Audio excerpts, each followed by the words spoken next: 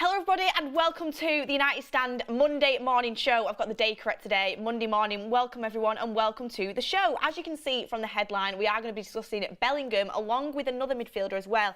Mac Allister is being talked about again as well. A lot of news on about Weghorst and Sabitzer, what's going to happen with their loans, a little bit of takeover news as well, and some interesting quotes coming out from a couple of different people last night, including some of the players, some of the pundits. We're going to get into them and preview the week ahead. But I've just sadly seen Sensi Gaia 1 has put in the chat just before I was coming live. He said, my rabbit died this morning, so in need of the United Stand for a distraction. And I just want to say, RIP to your rabbit. I hope you rest in peace. And yeah, hopefully it's a good show that it takes your mind off it a little bit. Sorry about your rabbit passing away there. I'm not sure. I don't know what rabbit. I don't know. Rabbit can mean many different things, can't it? So hopefully you mean the pet rabbit on that sense. And good morning. That went off on a little bit of a tangent there. But let's get into the first little bit of news. Good morning, everyone. Back on the back of 3 points, by the way. Let's just get like a big happiness going because of that. Because 3 points for Manchester United away from home. I know it's against Nottingham Forest, which are a really poor side. I'm not going to lie. To me, one of the poorest sides in the league. I like them, but they are very, very open. But still, to get the 3 points, 2 goals away, it's a great result for Man United considering the injuries we had. So let's get into a little bit of news, and it is coming from the Times Sport, and they are saying that Manchester United are still interested in Jude Bellingham, but it is understood he would rather stay at Dortmund and reassess in 2024 than be pushed towards a move that's absolutely not right for him. Well then, to be honest with you, I could see this coming from a mile off. We all discuss it at the United Stand quite often, a lot off camera as well, and we always say, oh, you know, where's Jude Bellingham going to go? Where do you reckon he's going to go? And I've had discussions with many different people about this, the same way a few of you probably will have as well, and probably talked about it quite a lot. You all have your own theories on what's going to happen with Bellingham.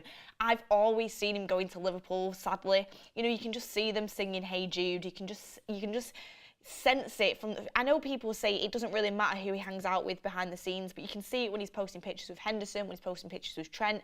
I mean, he was liking pictures of the 7-0 defeat to Man United. I've always seen him going to Liverpool, and it's such a shame because I mean, I would love him at Man United, but he wants to go to a big club as well. There's been news reported that he doesn't want to go to a City, a PSG or a Chelsea, and he probably wants to play in the Premier League. Real Madrid, I could see it happening. Real Madrid and Liverpool have been the two that I've always thought he's probably going to go there.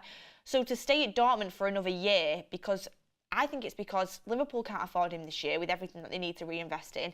If they bought Bellingham, they won't be able to buy anyone else, and that's just not on the cards for Liverpool. They need to really invest this summer on multiple positions, on multiple different players. And I think he's going to stay at Dortmund, maybe bring the price down a little bit and wait again for Liverpool next year when they're probably going to be back in the Champions League, and he's probably going to wait for them to, you know, improve their form, get back in the Champions League, and that's the way I see it going, if I'm being honest. But you know, it might change. I mean, Man United, I think, are in a pole position to go and try and get him if they wanted to. But then I'll put the question to you guys: would you really want to pay 130 million on one player right now? That's not a striker as well. So, I mean, we'll get into that in a little bit. A super chat in from Robert McCormack saying, Beth, how many games will Eriksen start next season? I think, Robert, you've put a couple of super chats in like that in the past, asking me about Eriksen, and I think you've said that you think he'll play nearly every game. I mean, Eriksen was absolutely class yesterday, and honestly, I think it's a couple of different things. I think it's, one, the fact he's actually had a chance to rest. I mean, Eriksen was amazing when he first came into Man United at the start of the season, and then he started to tail off a little bit. He looked a little bit tired. He was still good, but he just wasn't the same Eriksen from the start. Yesterday, and Nottingham Forest were poor, like, let's be honest about it. They left a lot of holes in midfield for us, but yesterday, Eriksen and Bruno together with Casemiro, but Eriksen and Bruno really stood out. And, you know, we've not seen Eriksen in a while. He was really, really, really good. He looked like the Eriksen that we first brought in. So I'm happy he's had that rest, and I think he'll play a lot of games. I honestly do. I think he'll play quite a few games next season. I don't think he'll play every single one. I think we'll go and get a midfielder. But I don't want Eriksen to play every single game, because when Eriksen plays, I want him to be that fresh, sharp Christian Eriksen. He's had that rest, he's had that recovery. I don't want him to have to play 3 games a week. I don't want him to have to run through brick walls every single game. I want to get that, you know, that class that Eriksen kind of puts on the field every time he plays, and I think you get that with Christian Eriksen when he's playing 60, 70 minutes here and there. So I like it, but we do need another midfielder, and I think Eriksen's great. I saw a couple of people as well in the chat before it actually went live, before we went live this morning, saying that, you know, we've already bought Sancho from Dortmund. That's not doing too well. So, you know, Bellingham could potentially be a flop, and I don't think you can label Sancho as a flop. I think he still needs a little bit more time. Some people might disagree with me, but Bellingham for me is different gravy. Like, Bellingham, I think he's going to be one of the best midfielders in the world. He already is on that trajectory at 19 years old. He's captain Dortmund. He just looks like a monster. I think he has that Roy Keane mentality. I've said it multiple times. When he steps onto that pitch, he will literally, you know, he'll just goes through players. It doesn't matter if he's friends with you at the England camp. It doesn't matter whatever. He's going to give it a bit of this, which I like. And, you know, he calls refs out, which I think is another, you know, he's not afraid to speak out. And I saw him absolutely crunch Reece James in that Chelsea game. He's friends with Reece James, obviously. They know each other from the England camp. He crunches him and walks off and gives him a little bit, you know, a little bit. And I like that about Bellingham. I really, really do like his mentality. I like his attitude. And the fact he's 19 is ridiculous. You're adding another captain into your team. You're adding someone that's going to be there for many, many years. He's got longevity in him. And he's an engine in that midfield. But is he what Manchester United absolutely need this summer? I would want to get him just because I know what he's capable of. But when I sit back and I actually assess the situation Man United are in, we can't afford to spend 130 million on Bellingham. We just can't afford to do it, especially with everything that we need this summer. So my personal preference would be spending on the striker. That's the main objective, and then spreading the money out through midfield and potentially a centre back as well, potentially even a goalkeeper. Ooh, people won't agree with that one. But anyway, the United stand. Would you pay 130 million plus for Bellingham this summer? Let's see what the poll is saying on that. 70% no and 30% yes. I thought he'd be a little bit more equal than that. I really do. But I think a lot of people are starting to come around to the idea that we need to spread our budget, especially with the ownership situation that we've got going on. Shabazz Rahul says anything over 100 for Jude will be a loss project. It just depends how it goes. Like, if you think about it, like, if Jude comes in, it's the package you are paying for when you look at Jude Bellingham. You pay 130 million, which, yes, it is a ridiculous sum of money, but that is what he's worth in today's market. Like, when you look at the money that's been spent in today's market, I mean, what was it? Did Chelsea pay 90 million for Mudryk? Like, when you look at today's market, Bellingham is 19. So you've got longevity. He's young. You're going to get a lot of years out of him. So you've got the age factor. You've got he's captain Dortmund. That adds another little star onto his resume. You know, he is English, which shouldn't be a thing, but the fact he's English is going to boost his price, especially when you're looking at Premier League clubs. I don't know why it happens, but that is the way it works. He's obviously a priority position. He's a midfield player. It's a very sought after position when you look at all the positions on the pitch. The most amount of money usually for players is usually a striker and then midfield. So he's a midfielder and he's an England international. He's a very, very good player as well, above all. And he's got that mentality. He's got that winning mentality. He's played Champions League football. You're paying for a very long-term package with Jude Bellingham. You're investing in something, really. Because if you think about Bellingham, if he came and he was a success, and this is all ifs, because, you know, we've signed big stars before and they've not ended up doing very well. I do think Bellingham under Ten Hag and under this new Man United team would flourish, by the way. I don't have any doubts about that. I think he's got the talent, he's got the mentality. I think he would do stuff for us that, I mean, I don't think he's on the same technical level as Paul Pogba. I'm not putting it out there in that sense. But we signed Pogba to come in and be this magician in midfield, and it just never ended up working out. I think he could be that big money signing that massively does work out because he's got the mentality to do so. And he's just got a ridiculous amount of talent. But say you sign him. I'm getting a little bit carried away here. You sign him, and then he stays with you for, what, 5 or 6 years, and then he decides he wants to move on to Real Madrid. If he does as well as you would hope for him to do, you've paid 130 million, but with the market rises and everything that happens in football and the way that the market just keeps going up and up and up, you're probably going to get that money back for him. So realistically, yeah, you're paying 130 mil, but you're going to get that money back and potentially even more in the future. So that's the way you can look at it in that sense. So that's where I would, from a business standpoint, it could work out. But for right now, for what Man United need and the money that we're going to have to spend and the budget we're going to have to be on, it's probably not the right move to go for. And I actually don't think Bellingham probably wants to come to us, which is, you never want to accept that as a Man United fan. But to me, it just seems like he wants to go Liverpool massively. And if not, I reckon he'll probably go Real Madrid, unfortunately. But do you know, if I was Man United or even Arsenal right now, I'd be thinking, Liverpool can't afford him. It's been said in the papers, whether how true this is or not, he doesn't want to go to City. Probably wants to come to the Premier League. Why don't you? Now is the opportunity for United or an Arsenal, if they did actually want to go and get Jude Bellingham and they were serious about it, to really, really try and go and make that deal happen. Because I think there he's not at a vulnerable point now, but any club like a Liverpool or a City that wanted to go and get him, I think they're at a point where, anything could happen right now. So I think if United or an Arsenal did want to go for him, now would be the opportunity. But I don't think it will happen. And I think a lot of you guys in the chat as well would rather go for different sort of options. But getting down below, what other options would you consider other to Jude Bellingham? Do you think he's the right position to be going for? Get your comments in.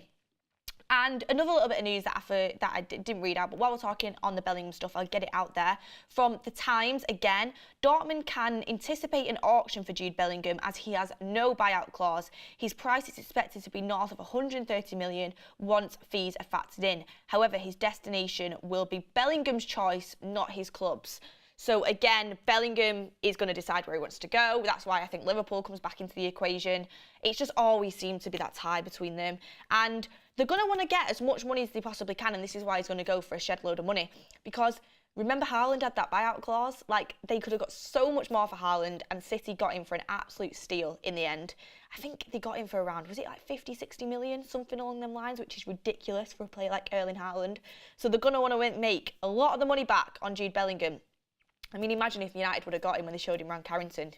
Craziness on certain things that we have missed out on in the past. But to be fair, Dortmund did end up being the right move for him, absolutely. I think Dortmund was the exact right place for Bellingham to go. He's learnt his trade, he's become a worldwide name in Europe, and he's been playing on the big stage, playing in the Champions League. He's been captaining that side. Like, it was absolutely the right move for him. But to see him go to Liverpool would be so upsetting for me. Because you look at Liverpool, like, they have got history. I despise them. There are worst rivals, but they have got history. And they have got a manager that I think Jurgen Klopp can massively get the best out of Bellingham. And he just seems like a Liverpool sort of player. So I'd be gutted if it happens, because I think it'd be a very, very, very good move and a very well-suited move. But I think it is more likely to happen next year than this year. I actually, if you wanted to say now, Beth, right, money's on it here. What do you think is going to happen with Bellingham's future? I would say I think he'll stay at Dortmund for another year, and I think Bellingham will decide if Liverpool manage to kind of get back to where they were, get back in the Champions League next year. I think he'll end up going to Liverpool next year, or he'll go to Real Madrid. They're the two options. But I think if I had to say, I think he will stay at Dortmund. I really, really do. Which is unfortunate. It's unfortunate for Romano, who's going to want to do a little transfer saga on this story. But no, I think he's one of the names that we thought was going to move this summer. But the more I'm looking at it, the more likely I think he is going to stay at Dortmund. But yeah. And Liverpool raid Brighton and we go for Bellingham. No thanks, says Abdul Kayem. Well, we're going to go get onto that in a second. And Berry said, Beth, what are your thoughts about the fact we're linked to Alexis Mac Allister? And Bellingham, De Jong, Gravenberch and Lafay are the only ones I want, says RS7. All brilliant names that you've brought in there. We're not going to get De Jong either. I'm not even going to waste time speaking about it, but we're not going to go for De Jong. He's not going to move from Barcelona. He's going to stay. He's going to stay. And I think that's the end of the story on that one. Charlie Max super chat in saying, I don't want any signings over 60 million. It's more headache than it's worth. Superstar signings have never really worked at United. Lukaku, Pogba, Di Maria, the list goes on. That's very true. They haven't. But we've also not had Ten Hag as manager. I think Ten Hag as manager, he wouldn't have allowed a signing like Di Maria or Sanchez. Or potentially he might have ended up getting a Lukaku. But, I think Eric Ten Hag, like everyone was saying about Antony for 90 million. And yes, that is still a ridiculous price. It is. But I think Antony's going to work out because Eric Ten Hag scouted the player because he knows him. Even at Ajax, he wasn't the finished article. But he knew what he could get out of him. He knows the player inside out. He knows what his skills are. He knows how he's going to work in his system. he spent a lot of money on him, but that's because he believes in the player. Absolutely, and he knows it. So I think Ten Hag is a little bit different on this situation, if I'm being honest with you. I think any player that Ten Hag gets is, I'm not saying every single player is going to work out, but I mean, look at what he did in this summer.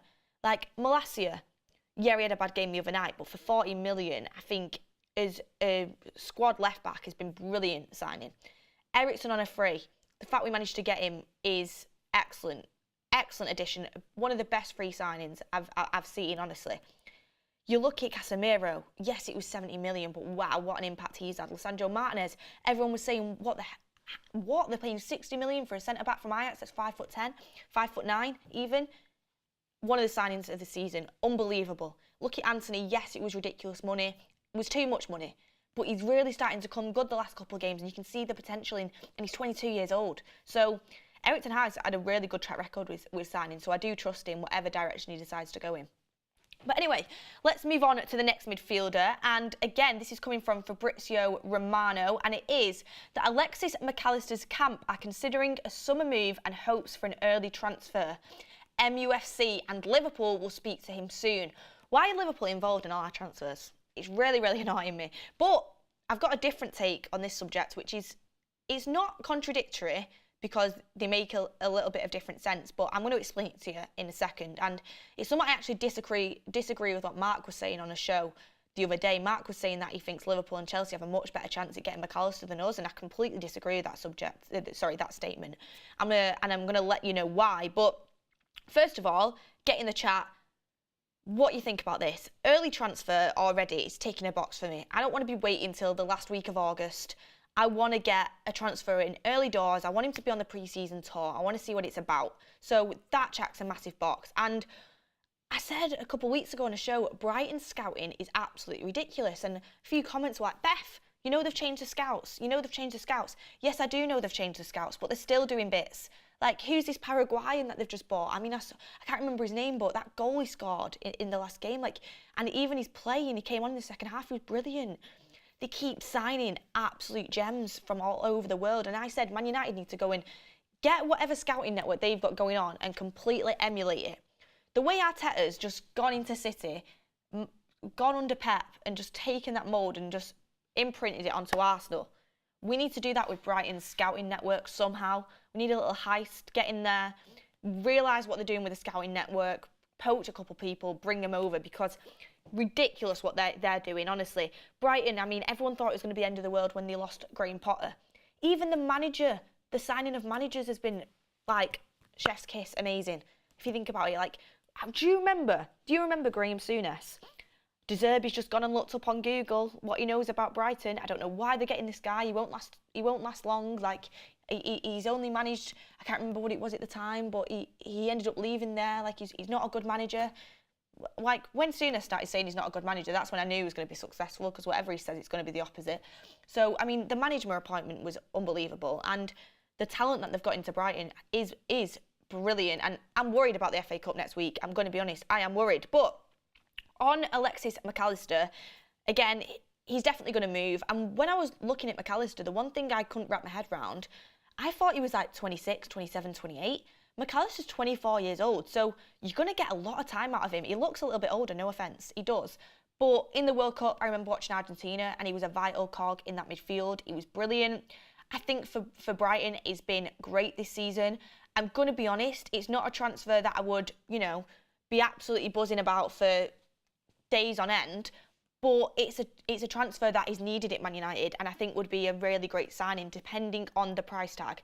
I think with Mac Allister, I don't want to be paying any more than 50 mil, if I'm being honest with you. I think he's a good player, and he would be a really good player in our squad, but I don't want to be paying excessive amounts of money for him. But 50 million for Mac Allister would be great. 24 years old, and a good thing about Mac Allister as well is he works in all phases of play. Obviously, he's predominantly a number 8, but he's comfortable in every phase of play, and he's just a very well-rounded midfielder, very well-rounded. And you've got competition for place for Bruno Fernandes. Bruno can actually afford to have a break, I think, if we get a Mac Allister in.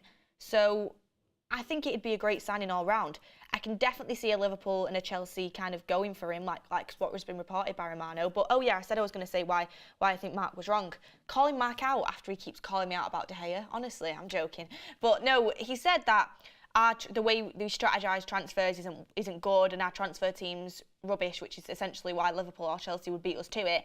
And I get that point. I do think Man United, the way of handling transfers, and whenever we are in a race with a club, we have always seemed to lose over the course of the years. In transfers, we are considered a joke throughout Europe. Our transfer team is considered that.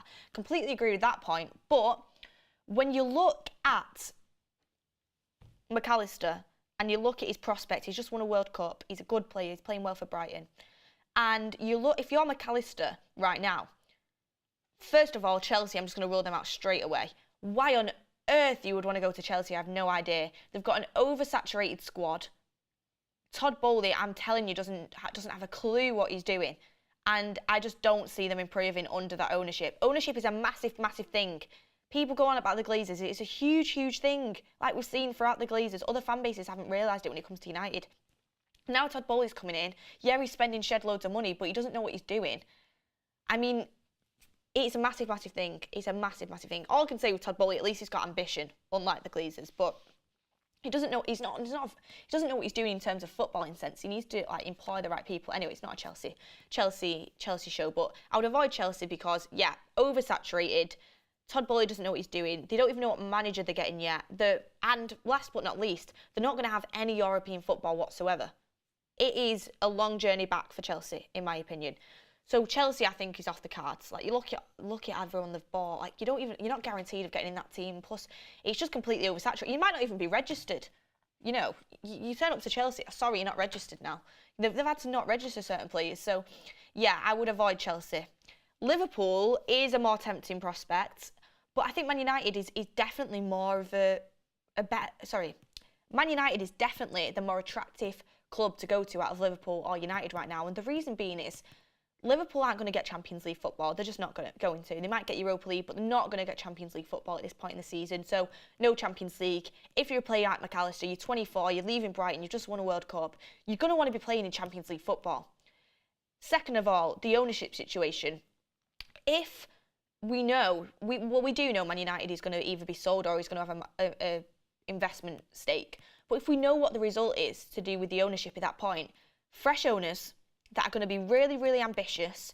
Erik ten Hag has just took Man United's worst ever season, won a trophy. He's going to hopefully get, I think we are, going to get Champions League football. Man United are going to be playing the Champions League. Well, very young squad. Erik ten Hag's a fresh manager that is just starting off his project at Man United. The road ahead looks really, really bright, and it looks like it is on an upward trajectory. So if I'm Mac Allister, I'm thinking, you know what? I'm seeing United. I'm seeing Erik ten Hag. I'm seeing him win cups. I'm seeing him get into the final stages of all these cup competitions. I'm seeing him fight for Champions League football. I'm seeing players like Martinez and Casemiro on the pitch fighting for each other. I'm looking at him thinking, I want to go there. I really want to go and play in a midfield with Casemiro and Bruno Fernandes and Eriksen. I don't really want to go and play in a midfield with Henderson and Milner and Harvey Elliott, if I'm being honest. So that is where I'm at when it comes to Mac Allister. That's why I think Man United do have the better opportunity to get him if they want to. Hot take, it's not a hot take, it's just my opinion. I would rather get Caicedo, if I'm being honest. I think Caicedo is more of what we need. I watched him again at the weekend. He was unreal. He's a monster. 21 years old, probably going to cost a little bit more than Mac Allister. But I think he's more of what Man United need. But you know what, Mac Allister or Caicedo, I take either of them, but I would personally prefer Caicedo. But still, that doesn't mean I don't rate Mac Allister. I think it'd be a good signing, but for the right price. But I would prefer Caicedo. I think he can drop into that 6 role if needs be. He can also play as an 8. He's a destroyer. He's got energy. I love the player, if I'm being honest. So that's where I would rather go for from the Brighton midfielders. But I think Mac Allister would still be a very, very good signing. And he seems like a player that Erik ten Hag would like, and that's the main thing. He seems like an Erik ten Hag type of player, which I think is a great thing. But a little bit update on the takeover as we move into the next part of the show. Takeover, just an update. Obviously, we've still got Sheikh Jassim. We've got Sir Jim Ratcliffe in the race, and we had that new American investment group that are offering to put a mind to invest basically and keep the Glazers in power and invest into them, which, you know, they've apparently been in the race for a little bit now. But the third round of bids are due on Friday the 28th of April. So it's going to come around sooner than you think. Third round of bids, 28th of April. Hopefully then we'll have some kind of idea of how we're going to move forward on this. Hoping to God it's with a full takeover. I really, really am. Am I as sure on it as I have been? Not completely. Now this news about the minority investments come out. But I'm hoping, I'm being positive manifestation. I hope it's going to be a full takeover and we'll know more after Friday the 28th, because they're not going to do a fourth round of bids. This is going to be the last round, and then we'll know how we're progressing further from this. And it sets us up well for the summer transfer window, because even if the new owners aren't in for the summer transfer window, which I think would be unlikely at this point, clubs, you can at least tell clubs and players who you're going to negotiate with, sorry, not clubs, players and agents who you're going to negotiate it with, what the plan is for Man United, who the new owner's going to be. They're going to have a clear kind of understanding of what the project's going to be, which is going to be really important. If you're going to a player and someone you're saying, yeah, we really want you, but, you know, we don't actually know who's going to be in charge of this club in a few months, and it could all completely change in his head the way Chelsea did. So you need some sort of clarity. So that's what we need. And 28th of April is when it's going to have the third round of bids in. So everyone look forward to that date. I'm going to mark it on my calendar, definitely. And the Carlisle Group interest, whilst terrifying, I think is just a spin to push Sir Jim and Altani to up their bids. That is what I think as well. That is what I thought about the Carlisle Group as well. I did think it was, because, you know, every time there's been a new round of bids, there's been a leak about a minority investment. We had the Elliott Group, that kind of kept resurfacing every time they wanted to up the price. Now we've got another group, the Carlisle Group, coming out. I do think it is a PR spin as well for them to up their bids. I think they want as much money possible. It looks like they want a billion per family member involved, at least £5 billion, which, you know, it's greediness at the end of the day, but they're going to do what they're going to do to get the most out of this club. So personally for me, I do think it is a little bit of PR spin, but I'm not 100%, which is why I'm not 100% sure of telling you that right now, because, you know, it comes to April 28th and it ends up being the minority investment that they move forward with, and we're all sat here like, God, like, we got way too ahead of ourselves. But I do think it will be a full takeover. I do, and I'm excited for that day. We'll have to wait and see what happens. And Mohammed Ali says, why would the Glazers give up their shares for little gains? Yes. Yeah, exactly. I think they're gonna, they know what money they can get out of this. I think they are going to take the money. I think they are going to take the full takeover, get out of there, and hopefully we will move on in our separate ways and we can start a new chapter. But anyway, let's move on to a little bit more news. It's coming out from Goal that Besiktas wants to re-sign Wout Weghorst from Burnley in the summer as a permanent move to MUFC looks uncertain. I mean, I don't want to be cruel. I'm not going to give it a round of applause, but I'm going to be very honest. I'm very, very happy about this. We should not at all in any world or universe be signing Wout Weghorst on a permanent move. It just should not be happening at a club like Man United. I was speaking to Adam the other day, and I don't want to throw Adam under the bus. I know he's had a lot of noise recently around his Maguire stuff, but we're speaking. And Mark was up as well. He was in the conversation. We were walking. I can't remember where we were walking to. And I think Adam was like, yeah, but, you know, if we signed him, he's a good player to come off the bench when you're trying to see out a game.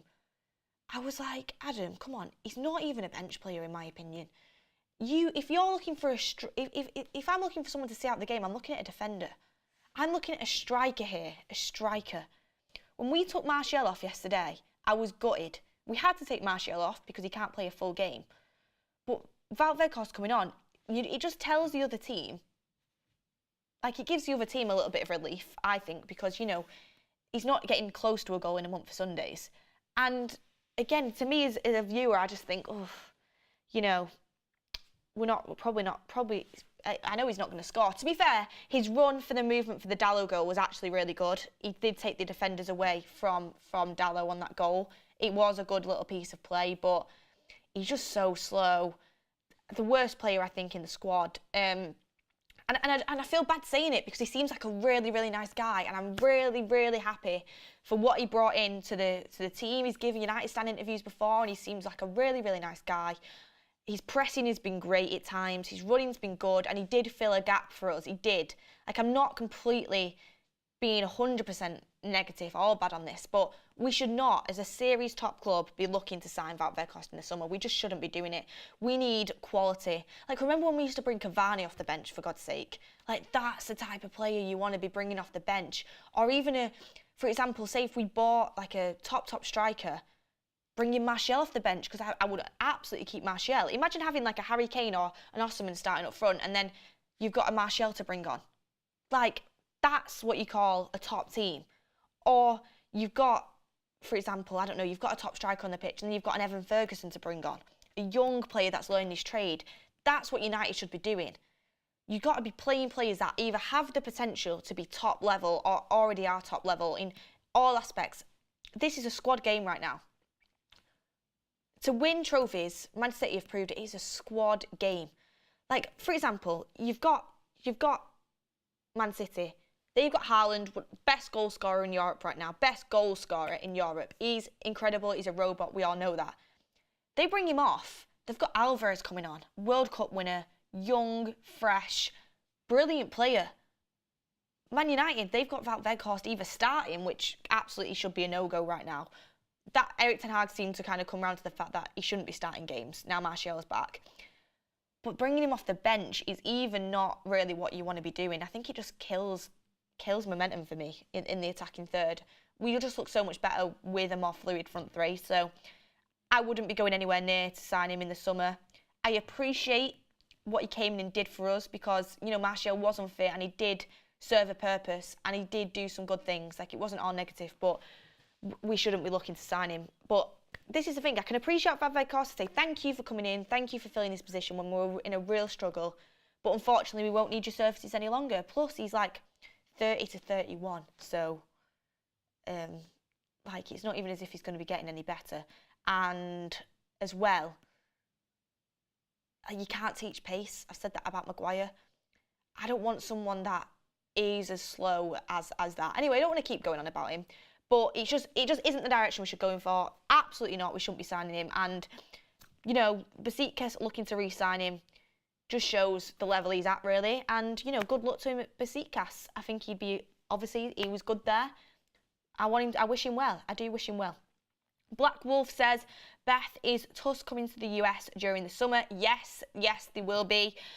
United Stand are definitely going to be on the US tour, 100%. So if you're from the US and you go in, see us there. The United Stand are definitely going to be there, and we'll be following Man United all across the tour, definitely. So that's something to be excited about. It's definitely something to be excited about. I'll be definitely watching on. So move on to the next bit on our loan signing, Marcel Sabitzer. And it's coming from the MEN that Marcel Sabitzer will undergo an assessment on his injury at Carrington, and a further update on the issue will be released in due course. I really, really hope that Marcel Sabitzer is fine to go on Thursday because we don't have Bruno Fernandes. I spoke about it many times, how important Bruno Fernandes is to Manchester United. It is ridiculous. It's ridiculous. He's the most important player in the squad. Casemiro, Martinez, Varane are all insane, but on a consistent basis, and when you look at the positions that need filling, Bruno, as the captain, for me, is the most important player, and we don't have him on Thursday. We're going to need someone to fill that position. We need a midfield on Thursday of Casemiro, Eriksen, and Sabitzer. It is a must. It really is a must. Fred's barely been playing, so he can't come in. McTominay's injured. He's injured. He keeps getting these little injuries. We need Sabitzer fit. The good news is Erik ten Hag said after the game that Sabitzer still wanted to start, but they couldn't risk him because they knew the games that they had ongoing and the injury list they had. But he did still want to start. So to me, if he still wanted to start, that means the injury can't be really very serious, because Erik ten Hag said they didn't want to risk it getting worse. They didn't have to use an early sub, etc., etc. So to me personally, I don't think his injury will be that bad, and I do expect to see him start on Thursday. I think he will start. We don't really have any other options, to be honest with you. I'm just hoping the injury is okay and he can have a little bit of treatment on it and he's all good to go on Thursday, because he's really important. And plus, it would be such a shame if he did get injured, because Sabitzer was just kind of hitting his levels and really getting a good running in this team. Like, don't forget, Eriksen was class yesterday, but Sabitzer was supposed to start that game. Ten Hag was starting Sabitzer over Eriksen again, because he couldn't drop him really because of the performances he's been putting in. I know Eriksen's just coming back from injury, but after that Eriksen performance, you'd be like, Eriksen has to keep his place now. So Sabitzer really needs to start on Thursday for his own sake, to put in a really good performance and give Ten Hag a proper headache when it comes to the midfield selection, especially when he's looking at a permanent move in the summer, because I want Sabitzer to sign permanently. I think most Man United fans do. I've seen a few people that don't, but I think most Man United fans do. And to keep getting his running in this team is really important for him. It really is, to kind of keep that momentum going. He's been amazing, and I really, really like his relationship with Marcel. It's not a coincidence, I said this on the forum last night, it's really not a coincidence that the best game Sabitzer's had is just in behind Marcel, because Marcel and Sabitzer did a really good thing of running off each other. Sabitzer playing as the 10, running off Marcel in behind, allowing Marcel to run in behind as he dropped in deep. They were alternating super well, and it worked really well for his goals. So, well, he scored 2, but one of his goals particularly it worked brilliantly for. So I'm really, really happy with Sabitzer. I'm hoping he's going to be fit. I hope he can start on Thursday. It is a must for us. It is a necessity.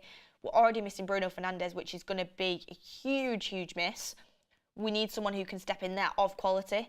Fred and McTominay just aren't going to do it, in my opinion. We need a Sabitzer. So, yeah, we need him to be fit, hopefully. Get in the comments down below as well. Would you sign Sabitzer? Rumours are 20 million is going to be the price to get Sabitzer out of Bayern in the summer.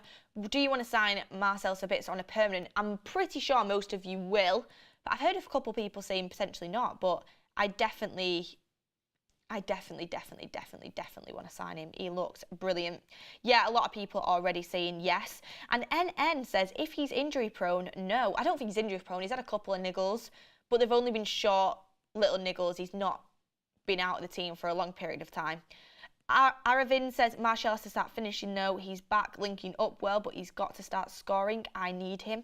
I've seen a few people since Martial has come back say, if Martial can stay fit, he's one of the best strikers in Europe, which I think is a little bit of a mad statement.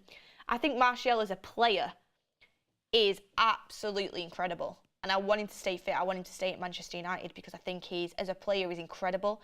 One of the best technical players in our squad, definitely. I think technically our best forward player, technically, on the ball. And I want him to stay fit, but we still need number 9. I don't know if he's not an out-and-out goal-scoring number 9, but he's a great player to have. He can play off the left. He can come in at number 9. Definitely a good player to have in your squad, but we need a number 9, definitely. Would you sign Besiktas on a permanent deal? The United stand vote is now out. I'm going to vote yes. Let's see what you guys say. Already 84% yes. Gravenberch put in, if Gravenberch isn't available, then... if Gravenberch is available, then no to Sabitzer, says RS7. Interesting. Maybe we could get a poll going on whether you'd rather have Sabitzer or Gravenberch. I saw the Gravenberch news going round, and I saw a lot of people quoting it, saying, we don't need someone that isn't good enough for Bayern Munich. We don't need someone who's a Bayern reject. I was like, everyone wants to sign Sabitzer, and he wasn't playing really for Bayern Munich, and he's been brilliant for us. Just because a player's not working at one club doesn't mean he's not good enough to work at Man United. If he works right in the system, I think he definitely could be a good signing for us. And I'm talking about Gravenberch and Sabitzer. I don't think we need both. We do only need one of that calibre, because we want to go and get like an elite midfielder, in my opinion. But Gravenberch or Sabitzer, both would be good signings. But I'd rather have Sabitzer because I know he can work in this team. And yeah, I can already see him working. I think he knows his place. But Gravenberch, obviously, he's a little bit younger. Sabitzer, I think, is 29 now. So Gravenberch, you've got like a little bit of a younger midfielder. I mean, get your voting down below. And Gravenberch is definitely going to be more expensive than Sabitzer. Sabitzer's only looking at 20 million. And Sab is old and average. We need someone better than Eriksen, not worse, says Damian Brown. I don't think he's average. And 29 isn't that old. I'd rather him be younger. I'm not saying Sabitzer's going to start every game, but as a squad player, especially if you're getting rid of McTominay, I think he's a great player to have for 20 million. A lot of people saying such a tough decision. 58% Sabitzer right now. Gravenberch is at 41%. Move on to a little bit of more news, and then we'll come back to that vote because I'm really intrigued to see what you all want to go for. Brandon Andrews says, Gravenberch is younger. That's the only reason I'll go with him, Beth and the guys. Yeah, I'd probably get a few more years out of him. Erik ten Hag has worked with Gravenberch before as well, so, you know, that could be a good relationship that would form. And he was brilliant for Erik ten Hag at Ajax as well. Anyway, let's get into a couple of quotes, and these were coming out from Roy Keane last night, and we're going to talk about this, as well as previewing the game coming up, looking towards Sevilla, and also the Brighton game next week. It's a big week for Man United, a big week. Started off fresh, because the week's starting today on a Monday, but if you're looking at the game week, started off fresh with a win in Nottingham Forest, and then we look towards Sevilla on Thursday. It's a very tough game for United. The odds, I feel like, are against us, but it's a must-win. It's going to be a battle. It's going to be a close game. It's not going to be one where it's won by 2 or 3 goals. It's going to be a battle. It's going to be a close game. I'm excited for it. United stand will be there, so make sure you check out all the content coming with that. But before that, we've got a few quotes coming in from Roy Keane, and he says, I think that Maguire and Lindelof are always playing for their futures. These lads are not first choice, but there's a reason that they're at MUFC, and is when you get your opportunity, you have to take it. Talking about Maguire and Lindelof there, and he says they are experienced international footballers, Maguire and Lindelof, so coming in against a Forest team which are struggling, you'd expect them to perform. Again, I'm going to say it again, it really frustrates me that Maguire and Lindelof get tarnished with the same brush. It really does, because Lindelof isn't a first teamer for Man United at the level we're currently at with Varane and Martinez. But he's certainly good enough to be that rotational centre-back for Man United. He's certainly good enough to start first-team games. And I think he's a good centre-back. I think he's a good centre-back. I wouldn't say very good. I think he's a good centre-back. I think he's solid. I really like Lindelof, I do. I think he's a good player. But Maguire, on the other hand, I don't feel the same way about. I think he's like Bambi on ice. I think he's one of the worst centre-backs in the league, genuinely. And I think it's also because he's had his confidence knocked. I think Maguire needs a fresh start somewhere else. I think he can definitely be a very good centre-back for another club, not for Man United. I think he needs a fresh start. So it annoys me that they get tarnished with the same brush a little bit. But I agree with what Keane's saying. They've got to prove themselves. I did a little TikTok, a little reel on the United stand, and I said, now is the time for Maguire to step up. He said he doesn't need to prove himself. You know, he said he's got this 100% win record since, you know, he came in after the first couple of weeks of the season. Now it's time to prove it to everyone. Even though he says he don't have to prove himself, now it is the time.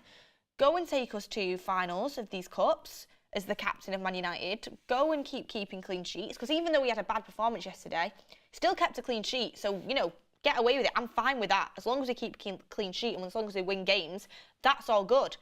So go and do that now. So I do agree with Roy Keane. They do have to kind of take this opportunity. When you get a chance to get in the first team, whether it's through injury or what, you do have to come in and you have to prove why you want to be there. And yeah, I mean, I agree. Against Forest, we should have been doing well. I agree with him. It shouldn't have been a tough game for us. Forest aren't a very good side. They're really exciting. They've got some really good young players, but they're not great. They're not. So I think against any other team in the league, I would have expected us to have a tougher game yesterday, if I'm being honest with you. And Abdul Qayyum says they just can't play Eric ball, not good enough. Well, I think Lindelof can. I thought his passing out from the back was really good yesterday. I thought he was quick on the ball. He was flawless. He really was. He's got to keep doing that. Lindelof is a prime example yesterday. I know it was only Forest, but that is taking your chance to impress the manager. That really is. I thought he was great. I thought he was brilliant. So Lindelof, keep putting performance in like that. I will love it. I will love it and I will enjoy it. Roy Keane also says, obviously they need players in front of them to give them some sort of protection. But listen, Maguire and Lindelof, you're playing for Man United for a reason. We'd expect you to deal with Forest attack, or else you can't, just simply shouldn't be at the club. Correct, Roy Keane. You know what I mean? Like, I think, I don't want to keep going in on Maguire, but, you know, he's come out and he's been like, I've won since the start of the season. I've done this, I've done that. And it's like, I would expect you to. Man United paid 80 million for you as a centre-back. and you're playing at a top club. You shouldn't have to come out and keep backing yourself up after every single game. It should just be expected, especially in the games he has played, which have been the easier ones, let's be honest. Let's be honest about it. He's not played in any of the really tough games this season. So, you know, he's going to have some tough games. He is going to, because Varane and Martinez are injured. He's going to have to play in them. So now's the time that let's just see. Let's just see. But did you ever hear, like, you know, Roy Keane back in the day coming out? Well, I've had a 100% win record since this game. I don't need to prove myself. If you are good enough, you don't say them things. If you are got that mentality, you don't have to come out and say them things, in my opinion. But anyway. And another little bit of trivia for you. Well, not trivia, little facts that I would bring up, which I honestly am absolutely loving, and again makes me worried for Sevilla on Thursday, which we're going to get into now. MUFC are unbeaten in all 17 matches when Bruno Fernandes, Christian Eriksen and Casemiro have all started together. 15 wins, 2 draws and 0 defeats. 17 matches unbeaten with Bruno, Eriksen, Casemiro midfield. You can understand why Erik ten Hag loves that combination, and you can understand why the fans love it. That is a great statistic. And we're going to be losing a member of the Three Musketeers on Thursday in Bruno Fernandes, which to me personally is probably the most important one. I mean, Casemiro obviously is class, and it's going to be tough. It's going to be tough. You know, players are going to have to step up. They really are going to step up. But let's talk about the Sevilla game and the Brighton game coming up on Thursday and on Sunday. I'll tell you what I picture the Sevilla game to be. It's away from home, which is always a struggle for us. Sevilla are our bogey team in Europe. No matter where they are in La Liga, we talked about this. They are just our bogey team. They always give us problems. They've injured 2 of our best players this season, which honestly, I'm so frustrated by it. It just had to be Sevilla, didn't it? Had to be Sevilla. 2-0 up against them at Old Trafford, they managed to somehow get 2 own goals out of us to bring it back to 2-2. It is honestly anyone's game on Thursday. And I think you'd be extremely naive to go into that game just expecting a Man United win. If I'm being honest with you, I'm usually really positive. I usually expect Man United to win most games that they go into.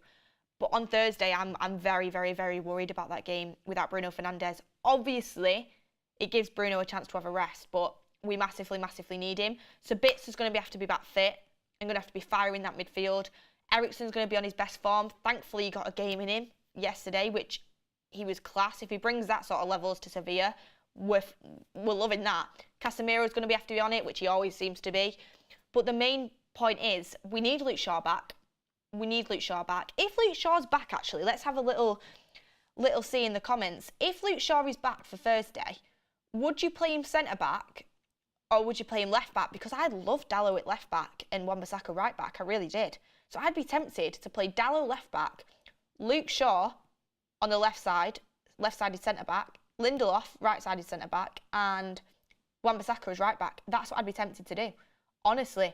And then you can drop Maguire, because I don't think Maguire's very good, if I'm being honest. So that's what I would do. But I don't know if he'll come straight back into the starting 11. Maybe he'll save that for the Brighton game. Maybe he'll make like a little 60th minute substitution to kind of get him into form for the Brighton game. We'll have to wait and see. But for the Brighton game, Luke Shaw is going to have to play centre-back, so it would make sense to start him against Sevilla centre-back with Lindelof, because Maguire's suspended for the Brighton game. Get that partnership going. It's all making sense. That's the way I would go about it. Zayn Miassi in the chat, Arsenal win the league. We are the Arsenal. Zayn, I want you to win the league over City. Desperate for you to win the league over City, but you're not going to do it because you're bottle jobs, unfortunately. It's disappointing because, you know, all Man United fans are wanting you to win the league because they can't stand the thought of City winning a treble or even equaling our record. But unfortunately, you've bottled it 2 games in a row, unfortunately for you, and unfortunately for us. So, yeah. And a lot of people saying Shaw centre-back with Lindelof and drop Maguire. Yep, I agree. Left-back Diallo, centre-back Shaw. And on who would you rather side, Sabitzer or Gravenberch? It's 62% Sabitzer. So I would personally go Sabitzer as well. But I do think it's a close call because of the age and because of the potential of Gravenberch.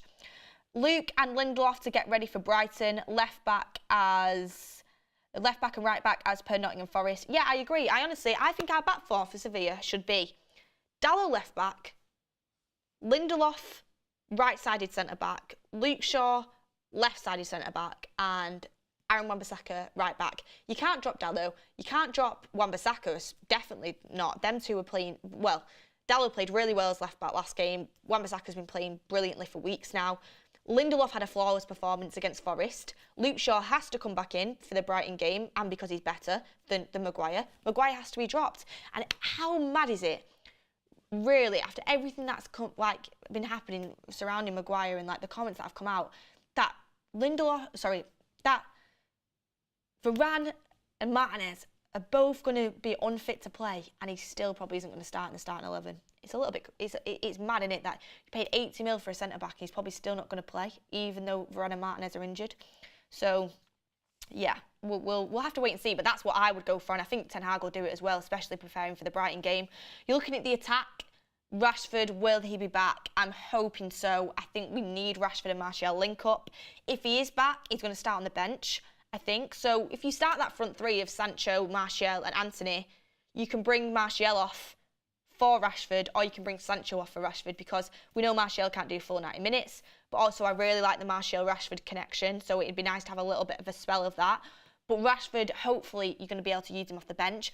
We've not got a full update yet. We'll have to wait for the press conference. But Ten Hag did say, regarding Rashford, that he was nearly back for the Nottingham Forest game.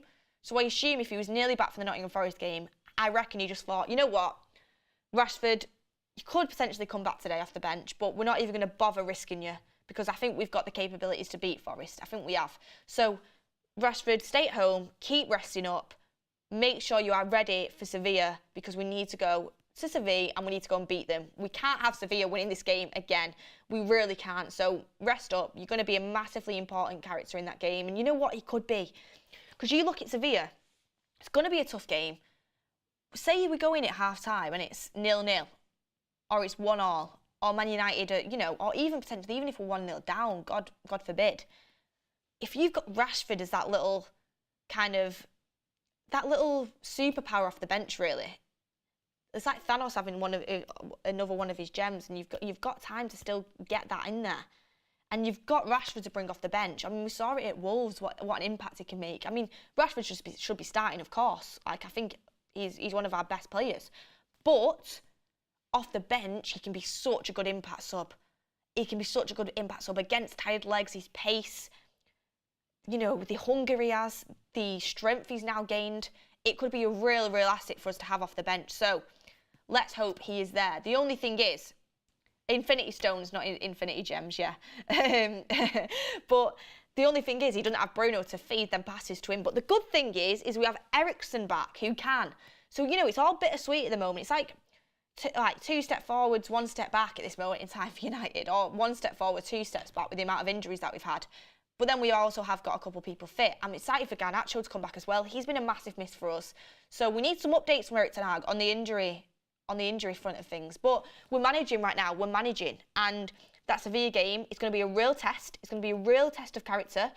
But, I trust Man United to hopefully go and get the win in that game. I just hope that they've got the belief to go and do it. The one thing that's really getting me through is, even though Bruno's not going to be on the pitch, who is a massive miss for us because he's such a leader, and you've not got Varane and Martinez, who are both massive leaders, you've still got Casemiro, who is going to be the captain on that day, in my opinion. Because if you think about it, say if Maguire doesn't start, which I think he won't, and you've got Lindelof Shaw centre-back pairing, who's going to be captain? Because Bruno isn't there. I think it has to be Casemiro. So I think Casemiro will then captain Man United, which at least you've got that leader who's won Champions League, won La Ligas, he's won everything. I'm comfortable with Casemiro taking that captain's armband 100%. So I'm hoping that's what we'll end up seeing. No Jumper says, Beth, have you seen the Anthony Maguire clip? Yeah, I have seen it. It was hilarious. It was hilarious. Obviously, he probably didn't mean it, but it was just absolutely hilarious that when his face just dropped when he saw Maguire. It was like, say if you're on a night out or something and you've seen like a group of people, you're like, hi, and you go over and you see that one person you just can't stand, and you're like, oh, hi everyone, you're like, oh god, they're here tonight. It was like that. It was like one of them. It was hilarious. And a little bit of news just coming in as well from Samuel Luckhurst. Ten Hag and the MUFC staff are pleased with Amad's development, having suggested he required a run of 10 starts to showcase his qualities. Yeah, I'm really buzzing about Amad. Quick question, everyone. Amad coming back in pre-season, if he impresses, does Sancho have to have something to worry about next season? You know, Amad's been looking very sharp, very sharp. You've got Garnacho, who's definitely going to be part of things. Palestri's probably going to go out on loan if Amad comes back in. But does Sancho have to start worrying potentially? Sancho's, you know, he's getting an opportunity. Rashford's been out. Garnacho's out. You've got an opportunity to get a run in this first team. You need to start. I think he's been all right, but you need to start showing something. You really need to start showing something that you're gonna be, you know, be that player that we bought you to be, basically. So I think with Amad lighting it up and coming back in pre-season, Sancho's got to up his game. He does have to up his game, definitely. Couple of quotes coming from Eriksen as well regarding the week ahead. I'll just quickly bring them in before we wrap up the show. And he says, Eriksen, they, Bruno and Casemiro, are two exceptional players. They know how to move, how to play balls, so it's easy to fit in when you've been away for a while. They've helped me a lot in general. So as a team, it's been really good. It's easy to slot in. And he says about the week ahead, I'm sure we'll be full of energy for both games, full of confidence to go into the fixtures and really go through and win in both tournaments. It will be a fun 2 games. We have to compete for as many games as possible because we want to be in the finals. And then lastly, surrounding Sevilla, he says, I think the league is probably a bit too far, but for the rest, I think for avenging Seville on Thursday, and then after that, of course, a semi-final. And he talks about having to be at the best, and he's confident they're going to win. Eriksen is another quiet leader, I would say. It's mad. He was at Spurs for all them years, and he was quality, and he comes to United, and in his first season, he's won a trophy. Like, you can't write it, can you? But for me, Eriksen's a quiet leader. Obviously, he's been around the block. I think he's a really good person to have in and around that Man United squad. And again, like I said, a brilliant free signing. But my predictions for this week, Sevilla, I think we are going to get through if we play the right team and we have, you know, we have the likes of Rashford available off the bench, would be very, very nice. But I think we've got enough to get through in that game, but it's going to be tough. Possibly could see extra time on the cards. It's going to be scrappy.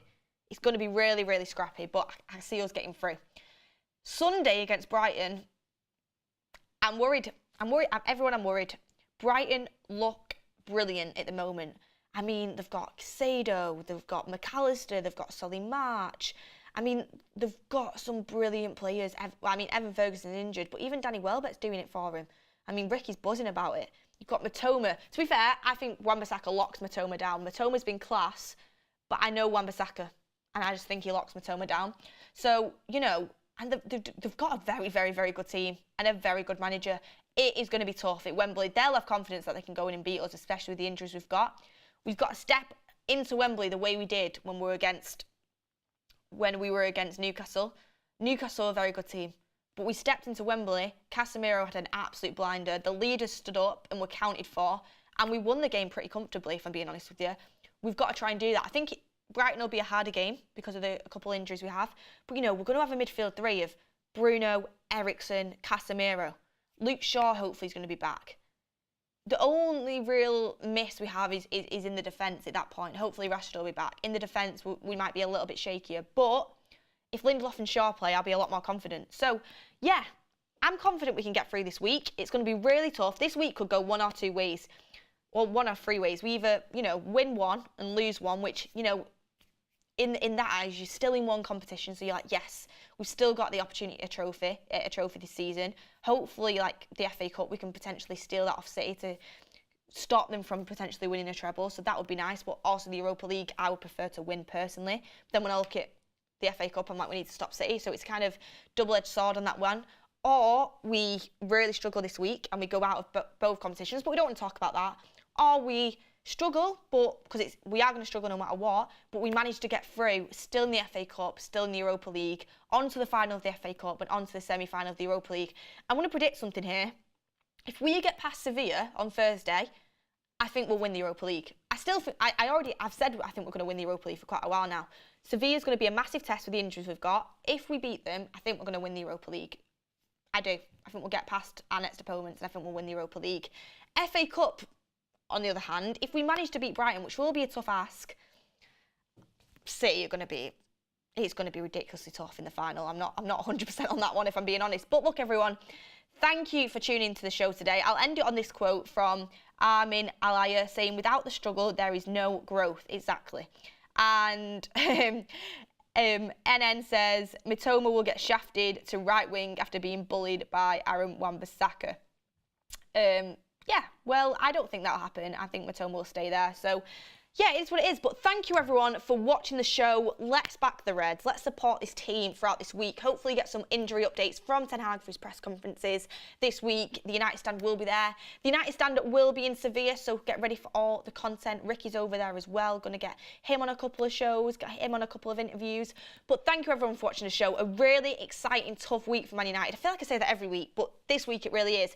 2 cup competitions, no Premier League. Premier League's done and dusted for the week. Have to beat Sevilla, have to beat Brighton. We've got Wembley. I'll be at Wembley. Anyone going to Wembley, I'll see you there.